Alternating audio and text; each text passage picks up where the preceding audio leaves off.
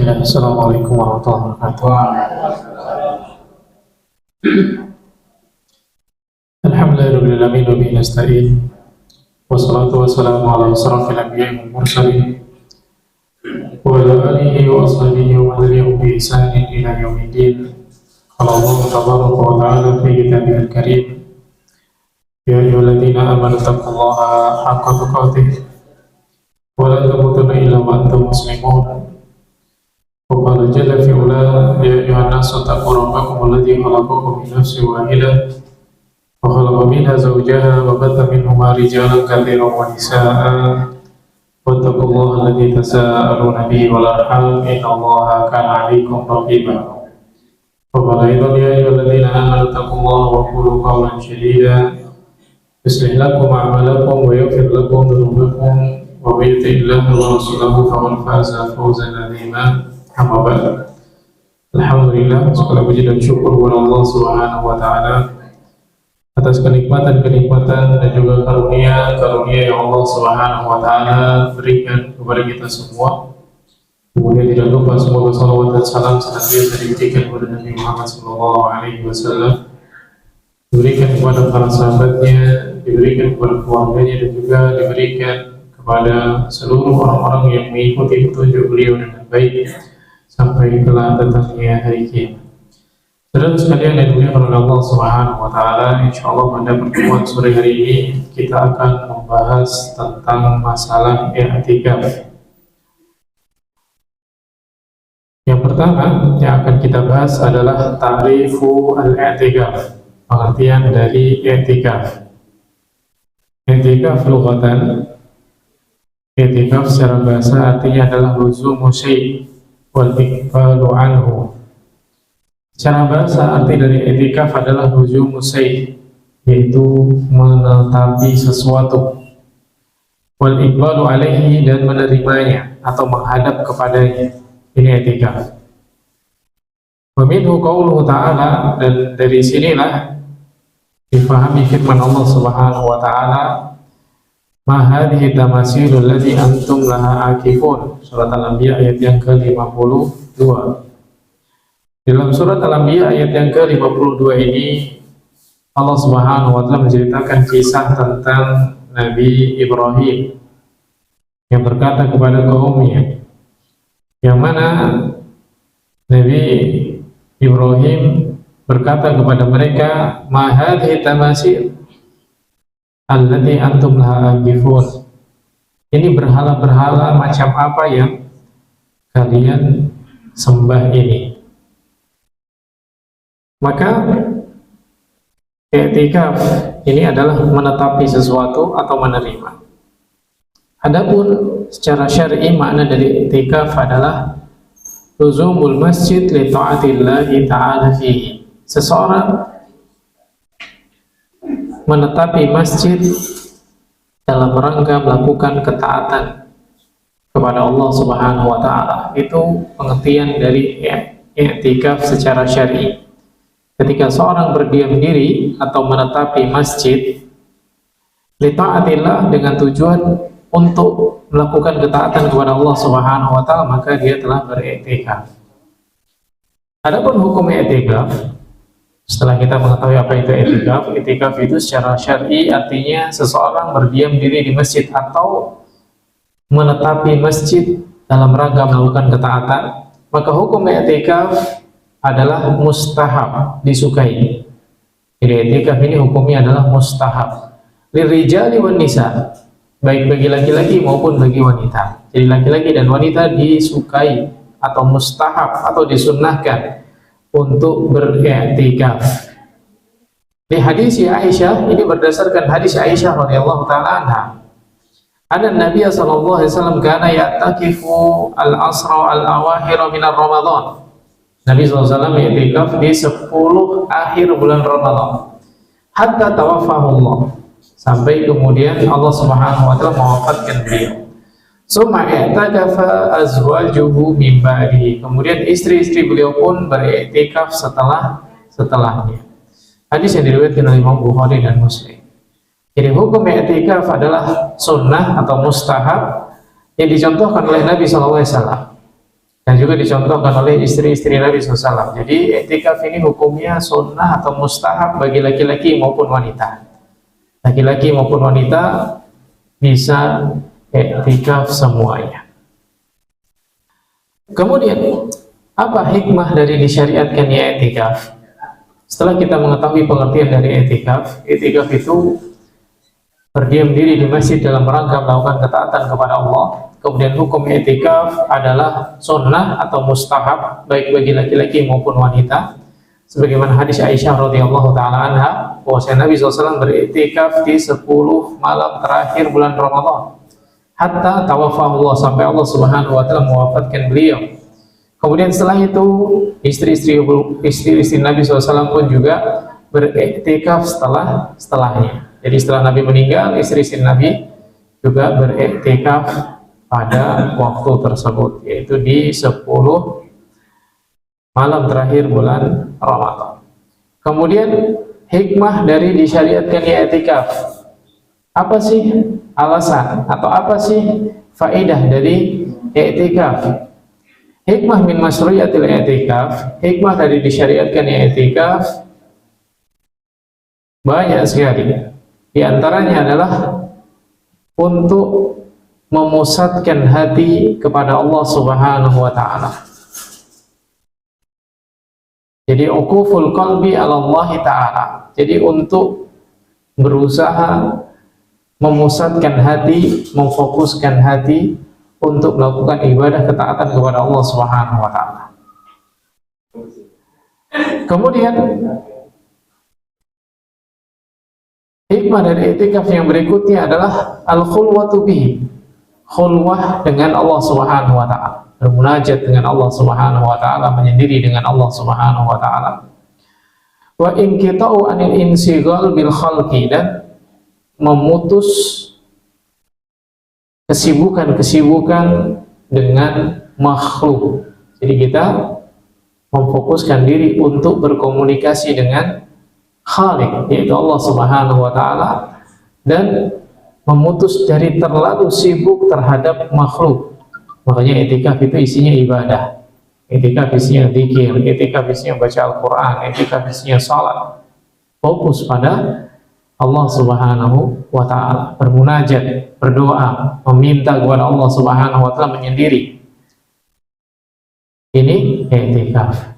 Jadi ketika seorang i'tikaf, maka dia berusaha menyibukkan dirinya dengan Allah Subhanahu wa taala, berusaha menyibukkan diri dengan ibadah ketaatan kepada Allah Subhanahu wa taala, bukan i'tikaf ceritanya, tapi begadang acaranya, ngobrol dan cerita isinya. Bukan seperti itu i'tikaf.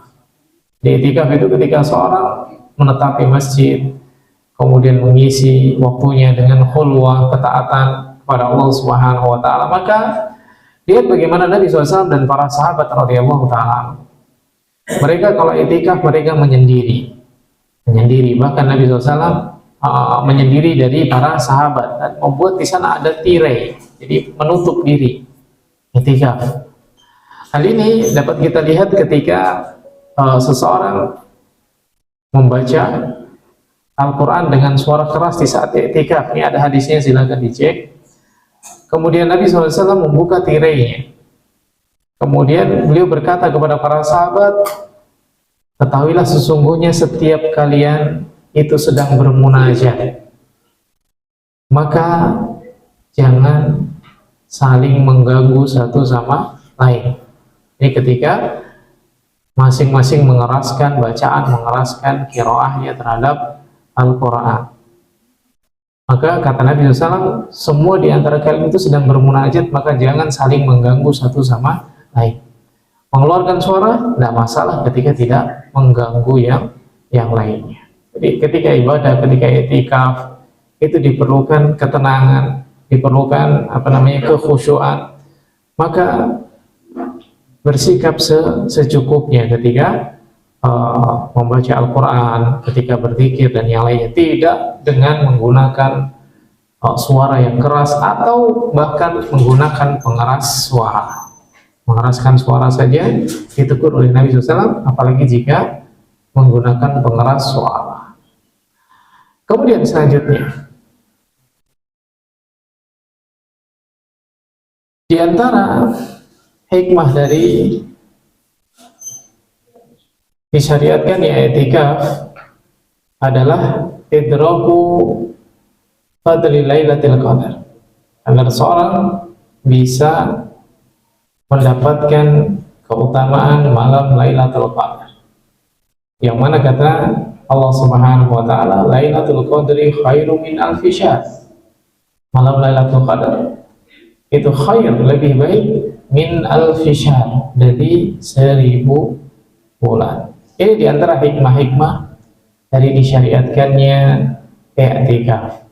Yang pertama, untuk memfokuskan hati, mengarahkan hati kita kepada Allah Subhanahu wa taala. Belajar. Kita sehari-harinya fokus kita kepada makhluk. Maka dengan i'tikaf kita pusatkan hati dan pikiran kita untuk muhasabah, untuk zikir, untuk memuji Allah, untuk mengagungkan Allah, untuk melakukan ibadah ketaatan. Kemudian khulwah dengan Allah Subhanahu wa taala, bermunajat dengan Allah Subhanahu wa taala, menyendiri dengan Allah Subhanahu wa taala, yang biasanya kita bersama dengan makhluk. Ketika i'tikaf, dia menyendiri dengan Allah Subhanahu wa taala. Kemudian dengan i'tikaf seorang bisa mendapatkan malam Lailatul Qadar. Itu diantara hikmah dari disyariatkannya i'tikaf. Kemudian syurutu sihhatil i'tikaf. Selanjutnya syarat dari sahnya i'tikaf. Kapan i'tikaf itu dikatakan sah?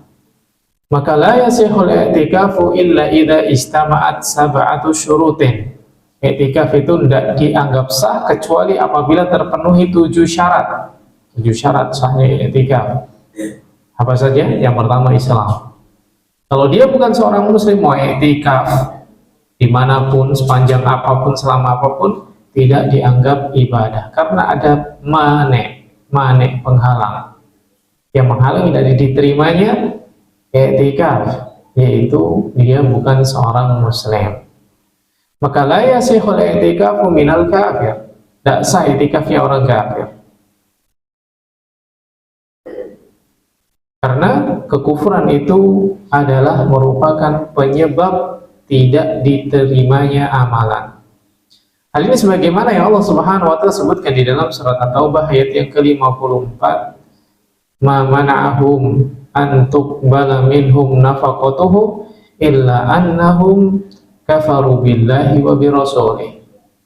Tidak ada yang menghalangi mereka untuk diterima nafkah-nafkah mereka atau amalan-amalan mereka atau sedekah-sedekah mereka, kecuali dikarenakan sebab mereka itu kufur kepada Allah Subhanahu wa taala dan juga kufur kepada Rasulnya. Maka amal itu tidak sah kecuali apabila dibarengi dengan iman, bila dibarengi dengan Islam.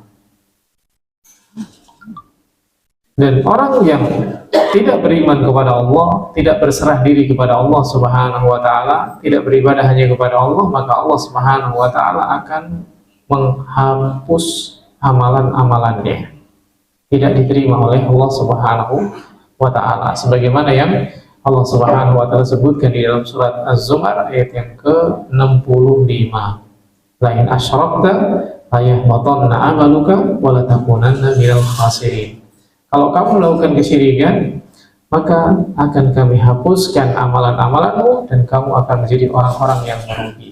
Syarat yang pertama dari i'tikaf adalah Islam. Kemudian yang kedua, berakal. La yasihul i'tikafu min majnunin.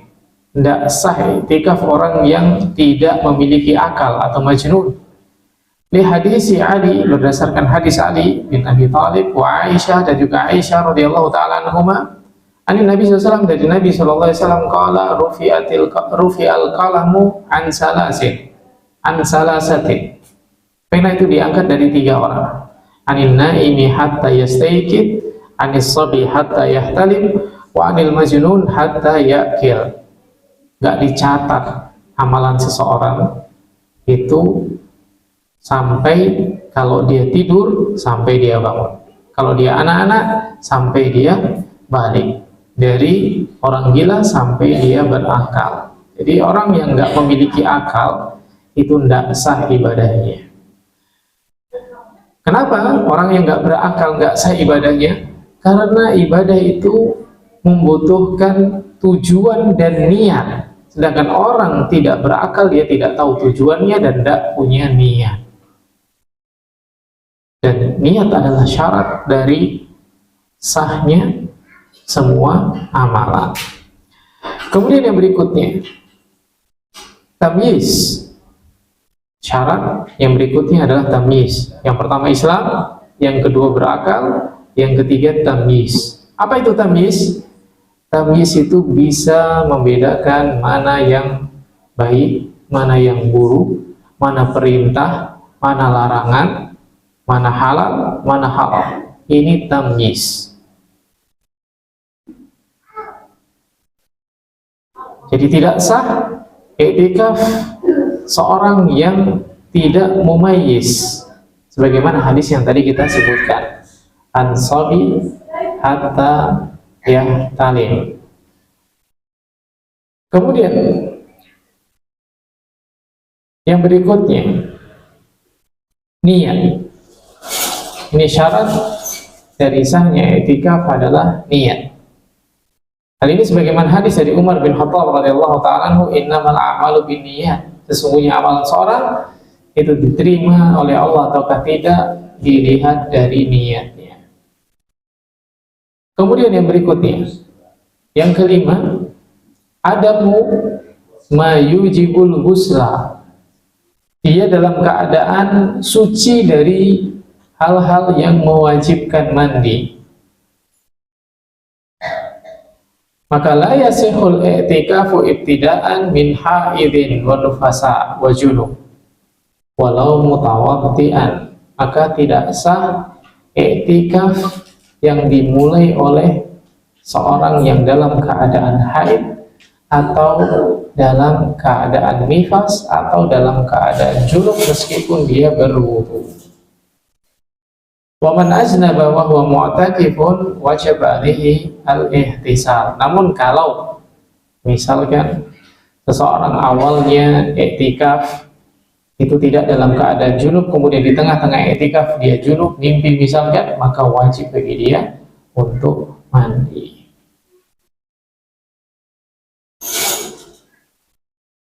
Wal mar'atu idza hadat aw nafasat wa hiya mu'takifah wajib 'alaiha al-khuruj minal masjid wa idza tahurat raja'at. Jadi wanita yang haid atau wanita yang nifas, maka dia diharuskan untuk keluar dari masjid. Kemudian ketika dia suci, maka dia kembali lagi, bisa i'tikaf lagi. Ini apa namanya? Syarat yang kelima, tidak dalam keadaan harus mandi atau tidak dalam keadaan yang mengharuskan dia bersuci dengan mandi, yaitu junub, haid, dan nifas. Maka orang yang junub, orang yang haid dan nifas, maka dia keluar dulu sampai hilang hadas besarnya, baru kembali lagi untuk i'tikaf. Kemudian yang ketujuh, ayyakuna fi masjid. I'tikaf itu di masjid. La yasihul i'tikafu min rajulin wala imra'atin illa fi masjid. Liqaulihi ta'ala wa antum 'akifuna fil masajid, surat Al-Baqarah ayat yang ke-187. Ini jelas tempat i'tikaf itu adalah masjid. Jadi kalau misalkan seorang i'tikaf di rumahnya sendiri, maka itu bukan i'tikaf. I'tikaf itu di masjid. Wa ajma'al ulama, dan ulama bersepakat ala annal i'tikaf la yakunu illa fi masjid. I'tikaf itu tidak dianggap i'tikaf kecuali apabila dilakukan di masjid. Li'anna Nabi SAW, karena Nabi SAW wa azwajahu dan istri-istrinya wa ashabahu dan para sahabatnya innama i'takafu fil masjid. Mereka itu i'tikaf di masjid. Ini yang dilakukan oleh Nabi SAW dan para sahabat. Kemudian ada pertanyaan, hal yasihu al-i'tikafu fi masjid la tuqamu fihi sholatul jamaah. Apakah sah i'tikaf seorang di masjid yang tidak ada sholat jamaah di sana? Maka la yasihul i'tikafu illa fi masjid tuqamu fihi jamaah li'annaha wajibatun alaihi fala yajuzu tarkuha. Tidak sah i'tikaf seseorang di masjid yang tidak ditegakkan sholat jamaah karena itu adalah hukumnya wajib dan tidak boleh meninggalkannya. Kemudian hal yasihu al-i'tikafu, apakah sah i'tikaf seorang wanita fil masjid la tuqam fihi sholatul jamaah? Na'am yasihul i'tikaful mar'ah fi jami'il masajid li adami wujubi jama'ati alaiha. Ini bedanya i'tikafnya laki-laki dan wanita. Alal qaul, ini menurut pendapat sebagian ulama dibedakan. Yang menyebutkan bahwasanya atau pendapat yang mengatakan ini kembali perbedaan pendapat ini kembali ke perbedaan hukum sholat jamaah, apakah dia wajib ataukah dia sunnah muakkadah. Kalau yang mengatakan hukum sholat berjamaah itu wajib, maka tidak sah jika i'tikaf di masjid yang tidak ditegakkan sholat jamaah. Ada nggak masjid yang tidak ditegakkan sholat jamaah? Ada. Atau kalau di tempat kita dikenal dengan apa? Musola. Adalah kebalik kan kita. Musola itu adalah tempat sholat. Sedangkan masjid itu adalah bangunan yang diperuntukkan untuk melakukan ibadah secara khusus, yaitu untuk sholat. Kemudian masjid itu ada masjid yang digunakan sholat Jumat dan ada masjid yang tidak digunakan sholat Jumat. Nah, masjid yang digunakan untuk sholat Jumat di tempat kita disebut dengan apa? Masjid jami. Sedangkan yang tidak digunakan untuk sholat Jumat disebut masjid ghair jami, bukan masjid jami. Kemudian apakah sah seorang i'tikaf di masjid ghairu jami? Jawabannya sah jika masih dilakukan sholat berjamaah di dalamnya. Ini menurut pendapat yang pertama, yang yang mewajibkan sholat berjamaah. Tapi kalau misalkan untuk sholat Jumat ya nanti keluar. Namun bagi yang berpendapat bahwasanya nggak sah karena harus membatalkan sholat ketika keluar sholat Jumat, maka ini menjadikan i'tikaf di selain masjid jami tidak sah. Ala kulli hal, sebenarnya ini bukan permasalahan yang rumit. Kelihatannya sih rumit, tapi permasalahan ini sebenarnya tidak rumit. Kenapa? I'tikaf itu tidak disyaratkan full siang malam atau 10 hari full, tidak disyaratkan.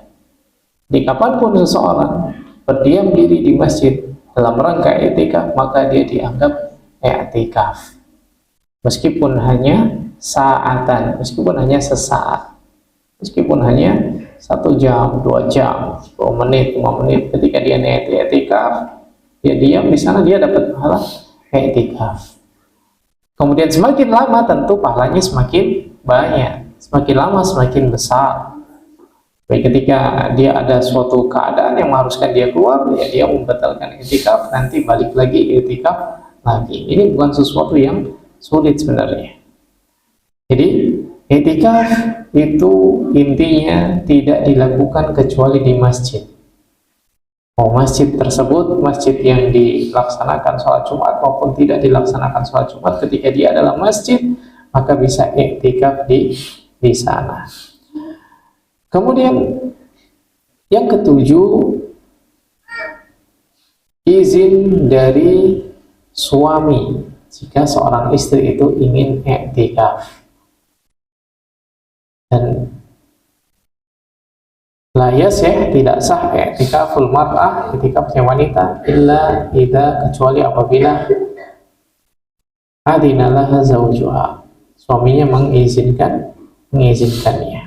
Fa'an Aisyah, dari Aisyah radhiyallahu taala anha, anna Rasulullah SAW, bahwasanya Rasulullah SAW dzakara an ya'takifa al-asr al-awakhir min Ramadan. Nabi SAW menceritakan, berbicara tentang beliau mau i'tikaf di 10 akhir dari bulan Ramadan. Fasta'danathu Aisyah, maka Aisyah pun meminta izin. Fa'adina laha, maka Nabi pun memberikan izin. Wa sa'alat Hafsatu Aisyata an tasta'dina laha fa fa'alat, falamma ra'at dzalika Zainab ibnatu Jahsin amarat bina'in fa buniya laha, qalat wa kana Rasulullah sallallahu idza sala insarafa ila bina'ihi fa basaru bil abniyah fa qala ma hadha, qalu bina Aisyah wa Hafsah wa Zainab. Qala Rasulullah sallallahu al birra aradna bihadha ma ana bi mu'takifin, faraja'a falamma aftara i'takafa asra min Syawal. Fahadal hadis dalilun li sihhatil i'tikaf nisa. Nah, dalil ini dalil tentang sahnya i'tikaf wanita idza adzina lahun, apabila dia diizinkan. Kalau tidak diizinkan maka tidak boleh atau tidak sah. Ini ceritanya Nabi SAW i'tikaf di 10 hari Ramadan. Kemudian Aisyah minta izin, kemudian diizinkan. Kemudian Hafsah minta izin, diizinkan. Kemudian setelah itu Zainab minta izin, diizinkan. Dan semuanya membuat kemah-kemah atau tenda-tenda. Kemudian setelah Nabi sholat melihat bangunan-bangunan itu, kemudian beliau berkata, "Mahada, ini bangunan apa?" Lalu para sahabat mengatakan, ini tempatnya Aisyah, ini tempatnya Hafsah, ini tempatnya Zainab. Kemudian setelah itu Nabi berkata, "Al-birru aradna bihadza." Apakah mereka itu ingin i'tikaf dengan cara seperti ini? Kemudian kata Nabi SAW, "Ma'ana bimu'takifin." Kalau gitu, aku enggak i'tikaf. Kenapa enggak i'tikaf? Nabi khawatir mereka itu apa? I'tikaf itu hanya karena pengen bersama dengan Nabi SAW. Akhirnya Nabi pun enggak jadi i'tikaf. Karena istri-istrinya ngikut semuanya. Khawatirnya apa? Bukan i'tikaf, tapi adanya persaingan antara istri yang satu dengan istri yang dua, dan yang ketiga pengen dekat dengan Nabi SAW. Akhirnya apa? Nabi mengatakan, "Ma'ana bimu'takifin." Aku nggak jadi i'tikaf. Faraja, dan beliau pun pulang. Falamma aftara i'takafa asran min Syawal. Kemudian setelah itu ketika selesai puasanya, maka Nabi SAW pun i'tikaf di bulan Syawal. Maka hadis ini dalil tentang sahnya i'tikaf wanita jika diizinkan oleh suaminya. Dan Nabi SAW melarang mereka dikarenakan sebab tertentu. Ya, tadi dilarang karena apa? Karena dikhawatirkan bukan malah ibadah. Kemudian Hafidz Ibnu Hajar menjelaskan hadis ini, perkataan Nabi SAW, "Al-abira aradna bihadza." Apakah mereka itu ingin kebaikan dengan cara seperti ini? Ma'ana bimu'takifin. Aku nggak jadi i'tikaf. Mana yang pertama, ka'annahu Nabi SAW, bahwasanya Nabi SAW khosya an yakuna, Nabi SAW itu khawatir ayakuna amilul lahuna ala dzalik al-mubahah, Yang dikhawatirkan itu mereka bersaing. Makanya Nabi SAW nggak jadi i'tikaf.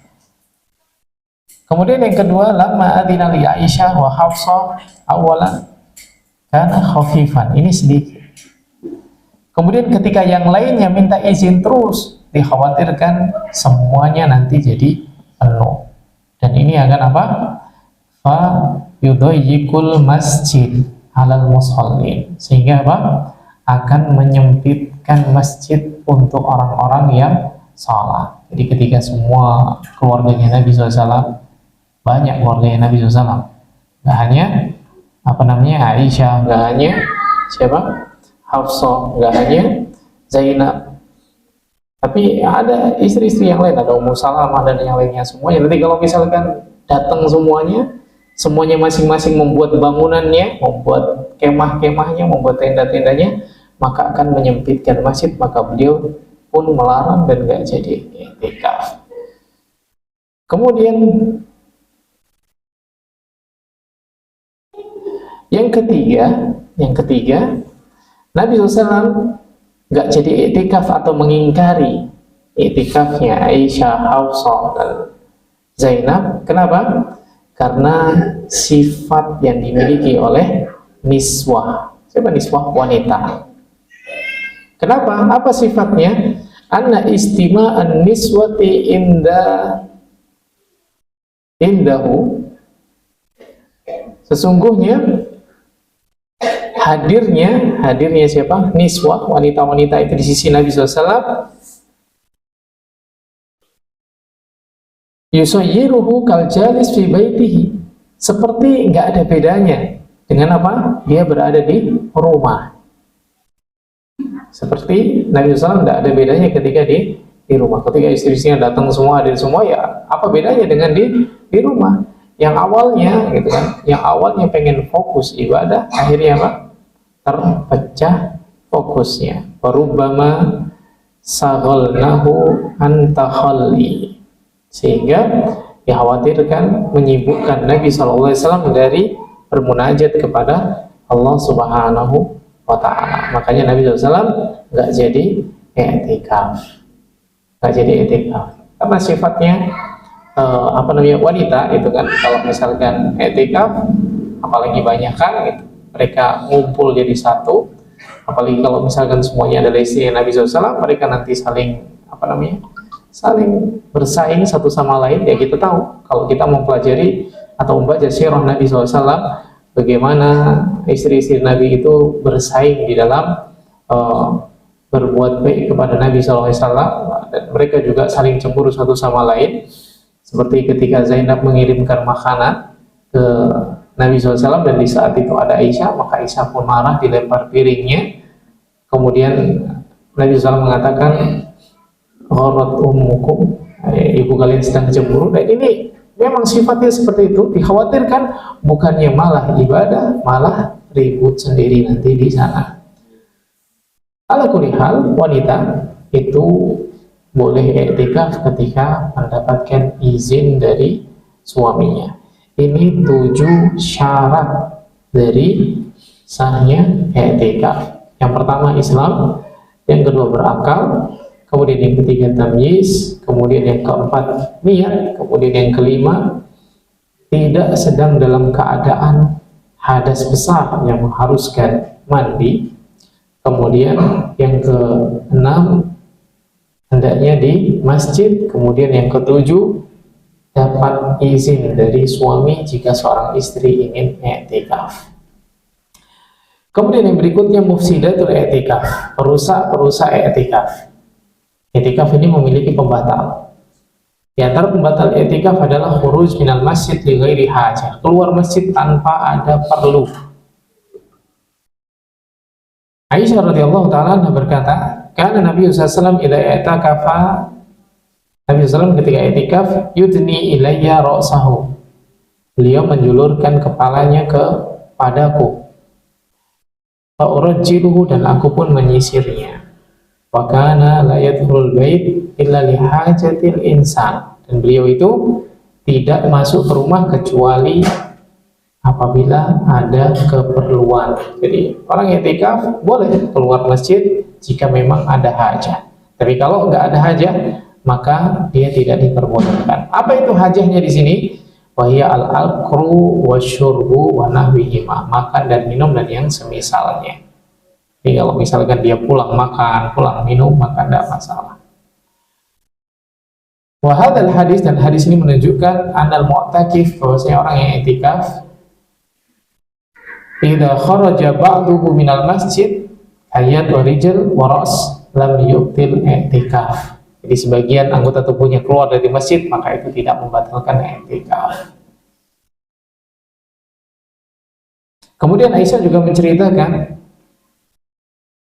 bahwasanya as-sunnatu alal mu'takif, yang sunnah bagi seorang yang i'tikaf itu adalah la ya'uda maridan, tidak menjenguk orang yang sakit, wala yashhada janazatan, dan tidak menyaksikan jenazah, wala yamassa imra'atan, dan dia tidak menyentuh istrinya, wala yubashiruha, dan juga tidak bercanda dengannya atau bermain-main dengannya, wala yahruju illa lihajah, dan tidak keluar dari masjid kecuali karena kan hajah lima la budda minhu, yang dia memang harus keluar dari masjid seperti buang air dan yang lainnya. Ini orang i'tikaf. Jadi i'tikaf itu pembatalnya adalah keluar masjid tanpa ada hajah. Kemudian termasuk pembatal i'tikaf sebagaimana hadis Aisyah radhiyallahu taala anha tadi adalah apa? Jima wal mubasyarah, hubungan suami istri dan yang menjadi pendahulunya. Ini sebagaimana yang Allah Subhanahu wa taala sebutkan dalam surat Al-Baqarah ayat yang ke-185, wala tubashiruhunna wa antum aakifuna fil masajid. Janganlah kamu bermubasyarah. Mubasyarah ini bercanda, bermain-main, yang menjadi muqaddimah dari jima. Kemudian yang ketiga, riddah, murtad atau keluar dari Islam, maka ini adalah pembatal i'tikaf. Jadi pembatal i'tikaf ada tiga: keluar masjid tanpa ada hajah, kemudian berhubungan suami istri, kemudian riddah atau murtad. Ini pembatal i'tikaf. Kemudian yang berikutnya, al-masail al-mutafarriqah, permasalahan-permasalahan yang kadang sering ditanyakan di dalam i'tikaf. Yang pertama adalah aqallu wa atwalu muddatal i'tikaf, minimal dan maksimal waktu i'tikaf itu kapan. Maka i'tikaf itu la hadda lil aqal wa atwal muddah lil i'tikaf. Tidak ada batasan minimal dan maksimal dari waktu i'tikaf. Kayak tadi kita sebutkan, i'tikaf itu bisa saatan, sejam bisa, setengah jam bisa, 5 menit bisa, karena tidak ada batasan minimal waktu i'tikaf. Ketika seorang datang ke masjid niat i'tikaf, dia mendapatkan pahala i'tikaf, meskipun nggak berapa lama kemudian dia keluar dikarenakan suatu kepentingan. Jadi i'tikaf itu tidak ada batasan minimal waktunya. La hadda li aqalli wa atwali muddatan lil i'tikaf. Dia mau i'tikaf sebulan penuh, silakan. Setahun nggak keluar dari masjid, silakan. Nggak ada batasan waktunya. Wa yasihul i'tikafu sa'atan wahid wa lahbatan wahid. Dan boleh dia i'tikaf sesaat, bahkan sebentar pun boleh. Wadhabituhu, dan kaidahnya an yamqusu ma yazidu ala tuma'ninah ar-ruku'. Jadi yang jadi kaidah kapan dikatakan dia itu mendapatkan i'tikaf, ketika dia berdiam diri, yang diam dirinya ini cukup untuk dikatakan sebagai tuma'ninah di dalam ruku'. Kalau lebih dari itu maka sudah cukup. Sama seperti ketika seorang duduk menunggu waktu sholat, maka itu juga sudah bisa dikatakan i'tikaf, karena waktu tersebut dia bisa menyibukkan diri dengan ketaatan kepada Allah, bisa berzikir, bisa bermunajat, maka itu sudah dikatakan seorang bisa i'tikaf. Kemudian kalau dia keluar, berarti i'tikafnya batal. Maka ketika dia masuk lagi, maka dia jaddadan niyatan ukhra, dia punya niat yang baru lagi, nggak melanjutkan, tapi dia niat i'tikaf yang baru lagi. Ini tentang maksimal dan minimal i'tikaf. Kemudian yang berikutnya, zamanul i'tikaf. Kapan seorang itu diperbolehkan i'tikaf? Maka yajuzul i'tikafu fi sanati kulliha. Fi sanati kulliha. Sepanjang tahun seorang boleh i'tikaf.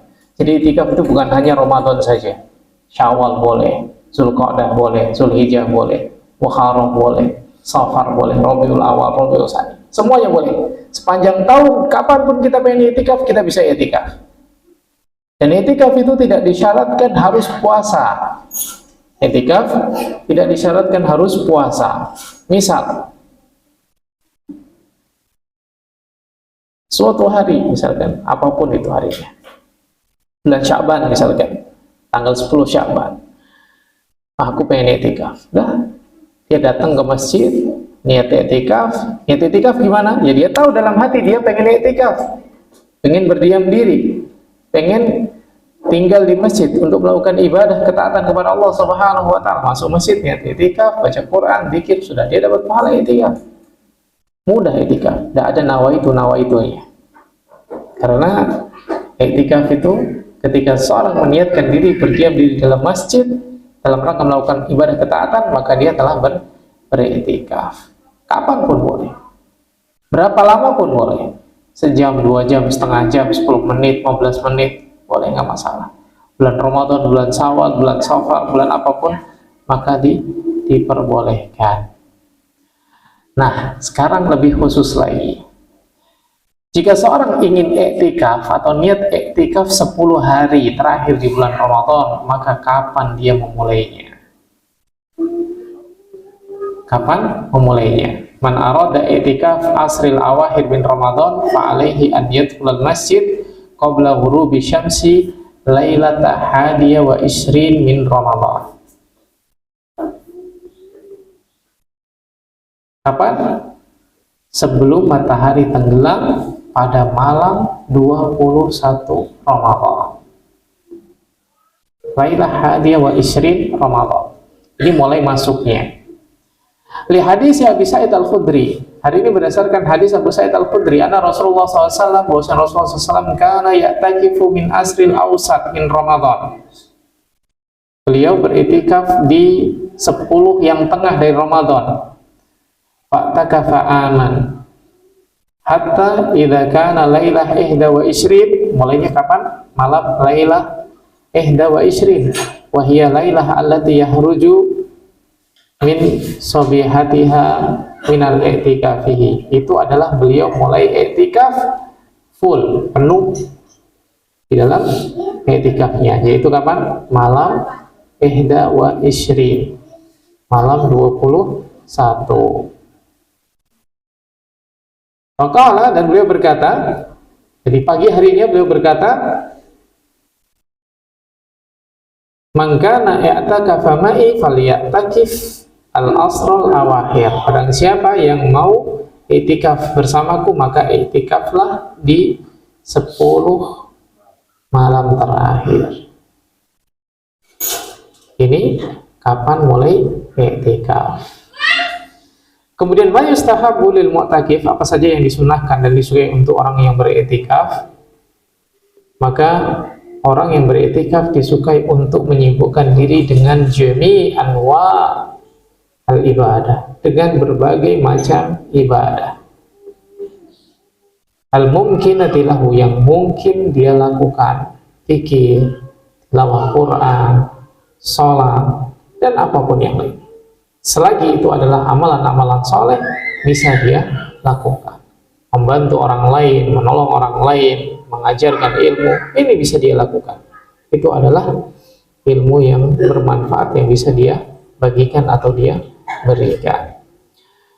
Dan Nabi SAW ketika i'tikaf, maka beliau memperbanyak qiyam, memperbanyak ibadah sholatnya, memperbanyak membaca tilawahnya, sebagaimana disebutkan dalam hadis Aisyah, karena Rasulullah SAW, bahwasanya Rasulullah SAW idza dakhala al-asru ahya laila, ketika masuk 10 malam terakhir beliau menghidupkan malamnya, wa aiqadha ahlahu, dan membangunkan keluarganya, wajadda wa syadda mi'zarahu, beliau syadda wa jadda mi'zarahu, beliau mengencangkan ikat pinggangnya untuk ijtihad di dalam ibadah.